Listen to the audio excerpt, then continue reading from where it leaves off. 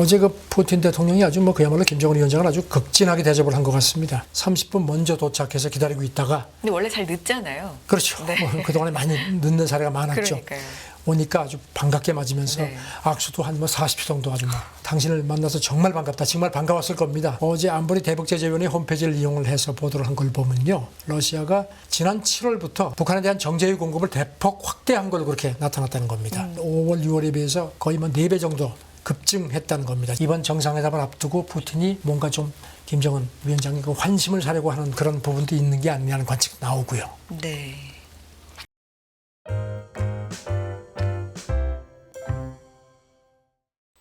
네, 선재규 선임 기자 나와 계십니다. 안녕하세요. 안녕하세요. 네, 푸틴과 김정은의 만남 이 얘기부터 해볼 수밖에 없겠죠. 네, 오늘도 이 얘기를 뭐 아무래도 좀 많이 드려야 될 것 같습니다.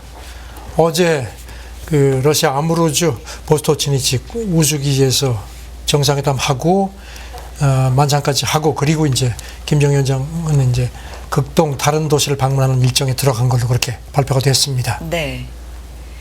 아주 뭐 그야말로 아주 그냥 그 돈독한 그 서로 간의 어떤 그런 그 밀착을 과시를 했네요. 네. 김정은 위원장 어제 회담 끝나고 나서 뭐 러시아가 악에 맞서 승리할 거다. 계속 함께 싸우자. 뭐 이런 얘기도 했고요. 그다음에 공식 만찬 건배사에서도 이제 뭐 패권, 악의 결집을 벌하는 그런 러시아군의 그 분명한 승리를 확신한다 이렇게 강조를 했습니다. 네. 푸틴 대통령도 그 어떤 우호적인 분위기를 강조하면서 김정은 위원장이 그 할아버지, 그다음에 아버지 때의 길을 따르고 있다. 그러면서 그 북한 건국자들이 제시한 그 길을 단호하고 자신 있게 따르고 있다는 그런 그 화답을 했습니다. 어떤 얘기들이 또 논의가 됐을까요? 김정은 위원장이 그 푸틴하고 한반도 유럽 정치 상황을 논의했다고 얘기를 했고요. 그러면서 이제 자신이 이렇게 중대한 시기에 여기 온 게 어떤 북러 관계에 깨지지 않는 전략적 협력을 전환하는 중요한 계기가 될 것으로 확신한다고 했습니다. 네. 그러면서 북한하고 러시아가 장기적인 관계를 구축하길 바란다는 점도 덧붙였고요. 이게 우주기지에서 만났다는 게 상당히 좀 여러 가지 그렇죠. 의미가 있잖아요. 네. 지금 뭐 북한이 가장 그 필요로 하는 그 기술이 이제 우주 관련 기술인데, 네. 그래서 이제 거기에 대해서 많은 것이 서로 오갔을 거다. 물론 뭐 그런 내용이 공개된 건 없고요. 이제 김 위원장은 이 다음이 이제 러시아 그 수호의 전투기 공장하고 잠수함 그 조선소가 있는 곳이 하브롭스크, 콤소몰스크나 좀 이름이 기네요. 콤소몰스크나 아무레라는 곳인데 여기하고 블라디보스토크도 방문하는 걸로 그렇게 푸틴이 밝혔습니다. 네.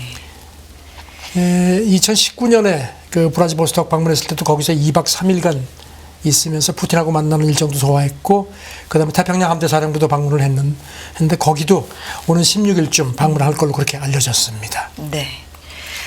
말씀드렸지만 이 우주기지에서 만났다는 게 상당한 의미를 갖는데 화면을 보니까 뭐 로켓에 대해서도 질문도 직접 하고 김정은 위원장이 뭐 이런 것도 좀 본 것 같습니다. 지난번에 쇼이구 네. 국방장관, 러시아 국방장관이 북한 왔을 때 그때 김정은 위원장이 직접 안내해가지고 이제 군수 설비 같은 걸 보여줬죠. 이번에는 이제 거꾸로 됐습니다. 네. 푸틴이 어제 그 러시아 관영 매체로부터 김정은 북한이 인공위성을 개발하는데 도움을 줄 거냐 이렇게 물어보니까 네. 우리가 여기 온 이유다. 그러면서 북한 지도자가 로켓 기술에 큰 관심을 보인다 이렇게 얘기를 했습니다. 그러면서 그들이 자체 우주 프로그램도 개발하려고 한다고 했습니다. 그러니까 뭐 사실 그 기술을 주겠다는 걸 뭐 강력하게 시사를 했습니다. 북한이 위성 발사에 좀 공을 들이고 있는데 잘 안 되고 있잖아요. 그렇죠. 네. 지난 5월, 8월 잇따라 실패했죠. 그래서 지금 북한이 사실 러시아의 인공위성 발사하고 궤도 안착, 그다음에 첨단 기능 장착 같은 부분에 상당히 관심이 많은데 네. 그걸 아마 이제 주는 문제를 협의한 걸로 그렇게 관측이 됩니다. 지금 북한 같은 경우는 이렇게 아직까지 이제 위성 발사 쪽에서 성공을 못했지만 이미 핵탄두를 보유한 걸로 파악이 됐기 때문에요. 이번에 러시아가 첨단 로켓 기술을 주게 되면은 대륙간 탄도미사일 투발 체계 역량 강화에 큰 기여가 될 걸로 그렇게 관측이 됩니다. 그렇기 때문에 이제 이게 상당히 서방에 대한 위협이 커지는 거죠. 그렇죠. 그래서 이런 것과 관련돼서 세계가 이 둘의 만남을 좀 주목한 부분이 있는데 푸틴도 이거 관련해서요. 네. 그 기자들한테 시간이 뭐 있다. 서두르지 않고 모든 현안을 논의할 거라고 이렇게 어제 강조를 한 걸로 되어 있습니다. 그러니까 뭐 협력할 분야에 대해서 공개적으로 얘기를 하거나 이러진 않았잖아요. 우리가 예측을 할 수 있는 거죠. 그렇죠. 크렘린궁 네. 대변인도 그렇게 얘기를 했습니다. 그 공개되거나 발표되지 않아야 할 민감한 부분 협력을 이행한다. 그리고 이런 건 뭐 상당히 자연스러운 거 아니냐 뭐 이렇게 얘기를 했습니다. 그러니까 네. 공식적으로 표명하지 않지만 군사기술 기전하고 무기 거래를 뭐 사실상 한다는 그런 그 시사인 겁니다. 여기 대해서 유엔 그 소식지가 이제 유엔 디스패치라는 게 있는데 거기 네. 관계자 얘기가요. 북한하고 이런 그 무기 개발, 그 무기 기술, 그다음에 거래 같은 게 실행이 되면은 지난 15년간 그 유엔을 앞세워 가지고선 이렇게 북한 핵 개발 야망을 막으려고 굉장히 국제사회가 노력을 했는데 그게 물거품이 될 수 있다는 걸 걱정을 했습니다. 그리고 특히 이제 러시아가 안보리 상임이사국인데도 이번에 얘기하는 걸 보면은 뭐 안보리 결의 같은 거는 뭐 무시하겠다는 그런 그 의도를 아주 그대로 드러내기 때문에 이것도 걱정이라고 지적을 했습니다. 이 안보리 프로세스에 대해서도 얘기가 있었잖아요. 네, 크렘린궁 대변인도 그저께 이번 그 북러 정상회담에서 안보리 프로세스, 그러니까 이제 제재 문제에 대한 논의를 할 거라고 얘기를 했습니다. 그렇게 되면 이제 제재 무력화를 아주 노골적으로 추진하겠다는 그런 의미로 받아들여집니다. 네. 북한이 이제 7차 핵실험 이제 뭐 가능성이 그동안에 쭉 제기돼 왔는데 이렇게 되면은 더 마음 놓고 할 수 있지 않겠느냐는 그런 걱정들이 많습니다. 그래서 이제 그 미국 그 전략국제연구소의 그 빅터차 한국 석좌는 그렇게 봤습니다. 러시아가 북한의 재래식 무력 현대화를 기술적으로 지원하는 것만도 김정은한테 상당히 힘이 될 거다. 특히 여차하면 그 치명적인 무력, 이게 이제 전술 핵을 얘기를 하는데요. 이거를 사용하는 수 있는 그런 그 대담함까지도 갈 수 있지 않겠느냐. 그렇게 걱정이 된다고 또 지적을 했습니다. 네. 또 북한이 원하는 것으로 예상이 되는 것에는 어떤 기술적인 것도 있지만 그다음 경제적인 거. 네. 이런 쪽도 러시아에 좀 의존을 할 걸로 보입니까? 러시아도 사실 녹록진 않을 텐데. 그럼요. 이번에 그 김정은 그 러시아 방문을 그 수행한 사람 그 북한 그 수뇌부 가운데 이제 군부 지도자들이 많지만 네. 말고 또 이렇게 경제 전문 뭐 박훈 내각 부총리 이 사람은 이제 건설 책임을 지고 있고요. 그다음에 경제를 총괄하는 오수영 노동장 경제부장 이 사람이 아주 이제 실질적인 그 경제 총괄하는데 이 사람들이 다 수행을 했거든요. 네. 그래서 이번에 이렇게 군사적인 교류뿐만 아니라 북한이 지금 아시다시피 코로나 이후에 경제난, 식량, 에너지 부족 같은 게 심각하거든요. 그래서 그 부분에 대한 얘기도 많았을 거라는 관측들이 나옵니다. 네. 그리고 특히 그 북한하고 러시아 정상회담에서 2001년에 합의한 게 이제 핫산하고 이번에 이제 김정은 위원장 열차가 지나갔죠. 핫산하고 북한 나진항 있는 철도 연결 문제 이게 이제 그동안에 좀 중단돼 왔는데 이거를 이제 본격적으로 다시 이게 추진하는 그런 게 논의됐을 거라는 관측이 많고요. 사실 여기는 우리나라도 동참하는 그 추진되어 오다가 북한 핵실험되고 나서 2013년부터 중단된 상태입니다. 네. 그러면 북한이 러시아에 뭐 탄약고를 채워주고 러시아는 북한에게 식량을 그렇죠. 제공하고 뭐 이런 교류인가요 지금? 그런 셈입니다. 네. 그래서 지금 그 러시아가 이제 이런 점을 알기 때문에 네. 지금 자유아시아 방송이 그 어제 안보리 대북제재위원회 홈페이지를 이용을 해서 보도를 한 걸 보면요, 러시아가 지난 7월부터 북한에 대한 정제유 공급을 대폭 확대한 걸로 그렇게 나타났다는 겁니다. 그 전 달 5월, 6월에 비해서 거의 뭐 4배 정도 급증했다는 겁니다. 지금 유엔 그 안보리 제재에 따라서 북한이 외부로부터 받을 수 있는 정제유가 한 해 50만 배럴까지 딱 돼 있는데요. 네. 지금 뭐 보면은 상당 부분이 지금 중국도 주고 한 걸 보면은 지금까지 한 연간 상한의 한 35% 이상이 공급됐는데 이제 러시아가 그 상당 부분을 주고 갑자기 공급량이 갑자기 늘어났다는 겁니다. 그래서 이번 정상회담을 앞두고 푸틴이 뭔가 좀 김정은 위원장이 그 환심을 사려고 하는 그런 부분도 있는 게 아니냐는 관측이 나오고요. 네. 지금 뭐 무기 부족 때문에 러시아가 특히 필요한 게 재래식 포탄하고 대전차 유도 미사일인데 이거를 북한이 주고 그 대신 식량하고 이런 유류를 뭐 이렇게 에너지. 공급하는 그런 식의 그 거래가 네. 있는 것 같다는 겁니다.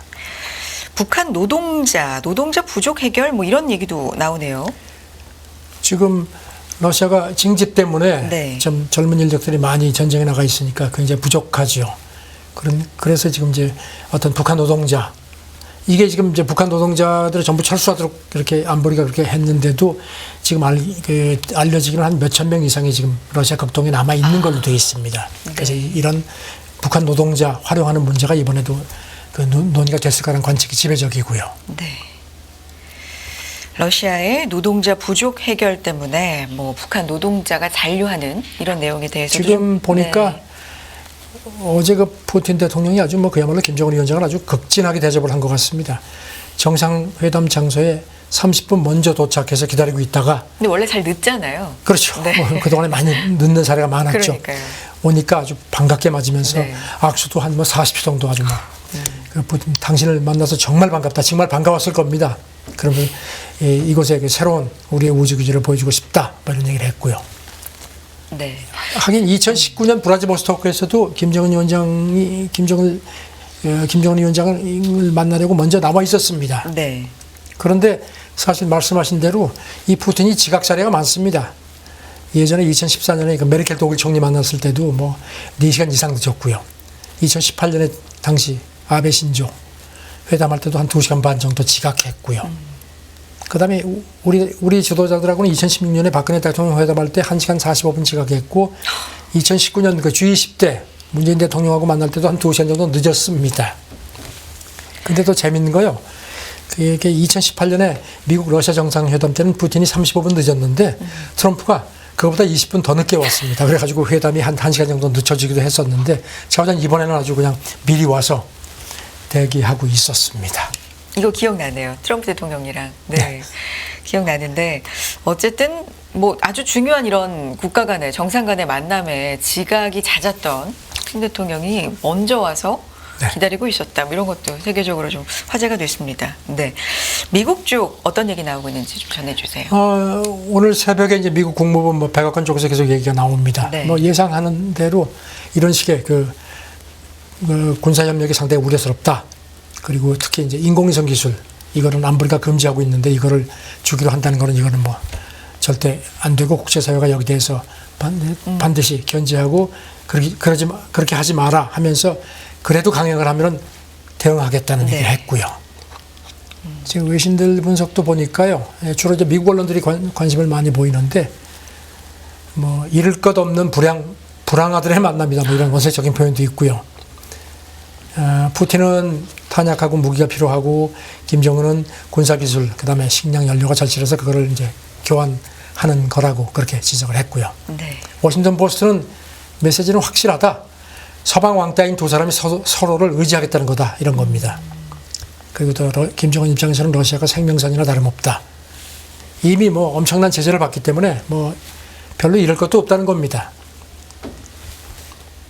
그리고 회담 장소 선택에 대해서도 예, 의미를 부여하고요. 좀 이례적이다 하면서 이게 이제 김정은의 최우선 관심사인 우주기술에 초점을 맞췄다는 걸 이제 이렇게 넌지시 보여준다는 지적이고요. 네.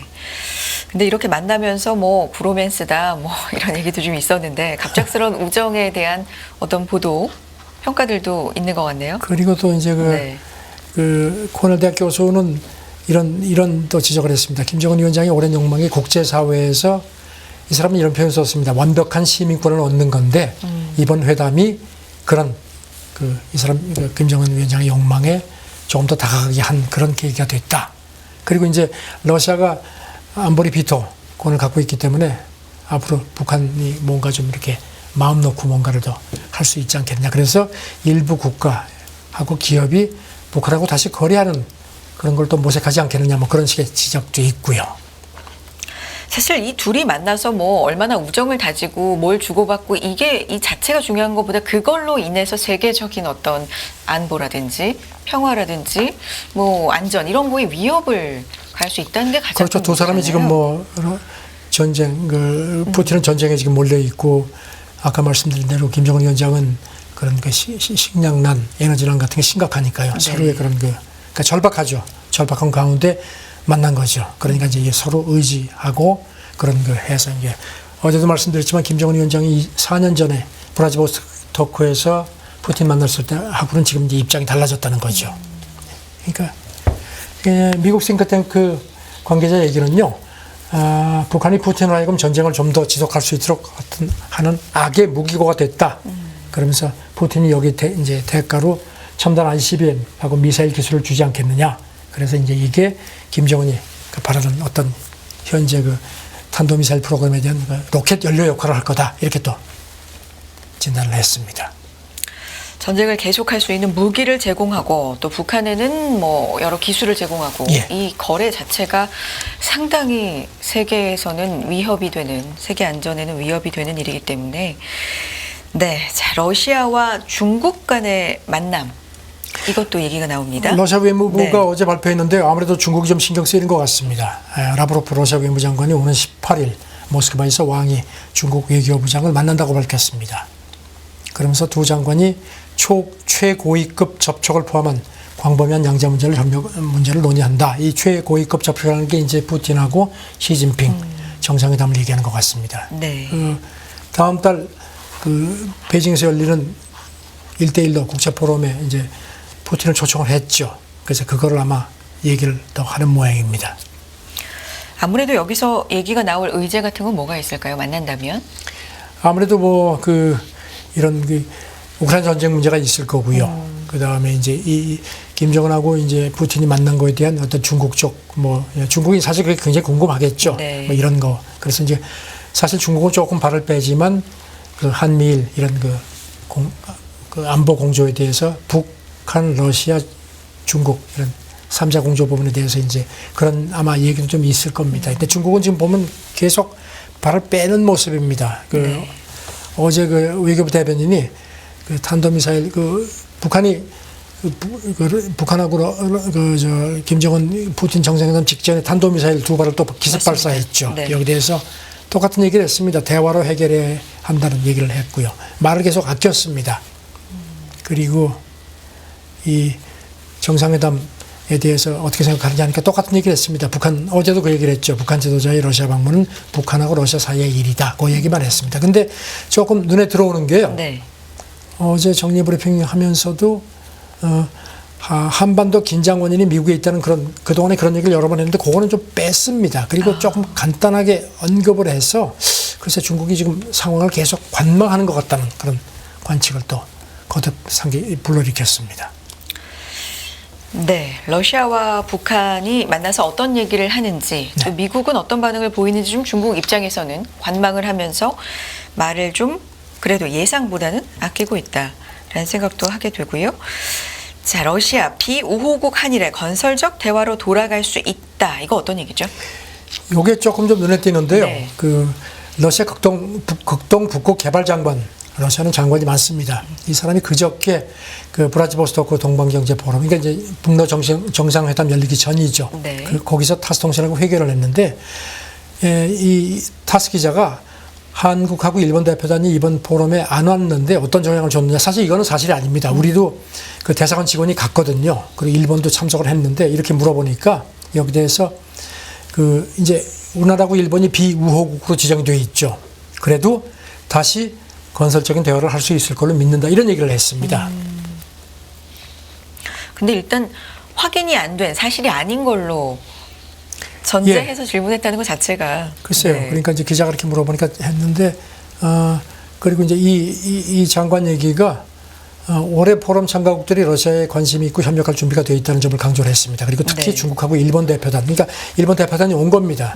에너지, 북극 항로, 조선기술 같은 데서 협력하길 기대한다고 이렇게 또 강조를 했습니다. 네. 사실 이 행사가 첫 해가 2015년에 포럼이 열렸는데 그때는 우리가 아주 최고위급들이 갔었죠. 2016년에는 박근혜 대통령이 갔었고 2017년은 문재인 대통령이 가서 각각 기조연설까지 했습니다. 하지만 이제 작년에 러시아가 우크라이나 침공하고 나서는 이제 우리가 서방제재 동참하고 이제 그때부터 참석하는 인사가 대폭 낮아서 이제 올해는 그 러시아 대사관에 있는 직원들이 참석한 걸로 그렇게 돼 있습니다. 네. 자, 여기까지 북한과 러시아 관련된 얘기는 해보기로 하고요. 다음 얘기 넘어가 보겠습니다. 미국의 상무부 장관이 다음 주에 한국과 일본을 방문한다고 했네요. 우리가 그 반도체 관련 1년 유예되는 게 이제 다가오잖아요. 그렇죠. 10월에 끝나죠. 이 그레이버스 부장관이 그저께 그 워싱턴 DC에서 코트라 주최로다가 한미 통상협력 포럼이 열렸는데 그때 다음 주에 한국하고 일본을 방문한다고 밝혔습니다. 그리고 한국에 가서는 수출 통제에 관한 한미 공조를 논의한다. 이게 이제 반도체 수출 통제 문제죠. 그죠. 말씀하신 그 지금 작년 10월에 미국이 그 자기네 기업의 그 첨단 반도체 장비를 중국에 수출하는 걸 사실상 금지시켰죠. 그러면서도 삼성전자하고 SK 하이닉스 중국 공장에 대해서는 1년간 유예를 해서 이제 그게 곧 끝나거든요.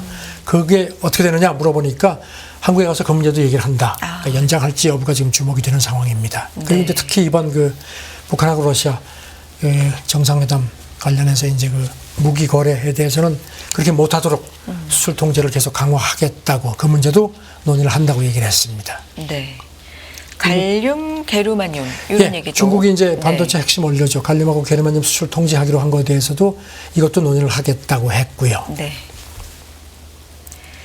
아무래도 그리고 최근에 중국에서 이 화웨이 스마트폰이 그 인기 있죠. 근데 거기 7나노 그 반도체 칩이 쓰였다고 이제 그리고 중국이 자기네가 개발했다고 했는데 그게 이제 미국이 일부 언론이 이거 미국 기술을 도용한 것 같다는 그러니까 제재 위반이라는 얘기가 나오니까 이제 여기 대해서 이 그레이버스 부장관도 그 문제를 지금 체크하고 있다. 그래서 수출을 효과적으로 통제할 수 있도록 한국, 일본 그런 파트너들하고 계속 협력할 거라고 강조를 했습니다. 네. 그런데 이런 와중에요, 중국이 어제 관영통신 그 신화 보도인데요, 국무원 산하에서 관세위원회 성명을 냈는데. 지금 미국이 그 무역법 301조에 따라서 이제 중국에 대해서 관세를 부과하니까 중국도 보복 관세를 그동안에 부과를 해왔는데 그러면서도 일부 품목을 이렇게 예외를 하는 걸 리스트를 계속 발표를 해왔거든요. 근데 어제 12번째 유예 리스트가 발표가 됐습니다. 구체적으로 어떤 내용인지는 신호가 전하지 않았는데 저는 뭔가 조금 좀 유화 제스처를 보였습니다. 이게 이번에 발표된 리스트는 16일부터 발효돼가지고 내년 4월까지 유효하다고 하는데 글쎄 저는 중국이 이렇게 미국에 대해서 조금 경제 부분에서는 조금 이렇게 좀 유화 제스처를 좀 내놓는데 글쎄요. 어떻게 될지 좀 더 지켜보죠. 오늘 러시아 북한의 뉴스가 좀 길었기 때문에 마지막으로 하나 더 살펴보죠. 어떤 거 볼까요? 유럽연합이 그 무기 공동 구매를 추진을 하는데 아예 그냥 메이드 인 유럽 무기만 사기로 그렇게 살짝 확정을 한 걸로 그렇게 나타났습니다. 그러니까 자기네 그 이제 영내 국가들이 공동으로 구매할 경우에는 반드시 그 유럽연합에서 만든 무기를 써라. 그러면서 그런 경우에는 유럽연합이 집행위 예산에서 지원을 그러니까 뭐 15% 뭐 20%까지 지원해 준다는 그런 식의 이렇게 살짝 결정이 됐습니다. 이렇게 되면 이제 유럽연합이 원래 유럽연합은 경제 공동체이기 때문에 방산 쪽에 뭐 이런 예산을 준 적이 없었는데 이게 이제 그렇게 되면 처음입니다.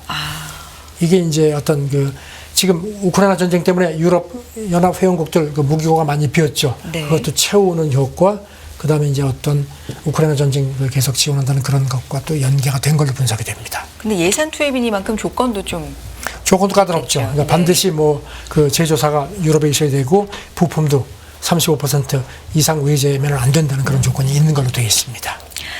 알겠습니다. 자, 여기까지 듣도록 하겠습니다. 국제뉴스 워싱턴이었고요. 선재규 선임기자 함께했습니다. 기자님 고맙습니다. 네, 감사합니다. 끝없는 위기 속 기회는 언제나 숨어 있습니다. 성공한 투자 고수들과 나눈 투자의 철학. 다가올 기회를 잡아내는 부의 만찬으로 여러분을 초대합니다. 푸짐하게 한 상 차려놓았습니다.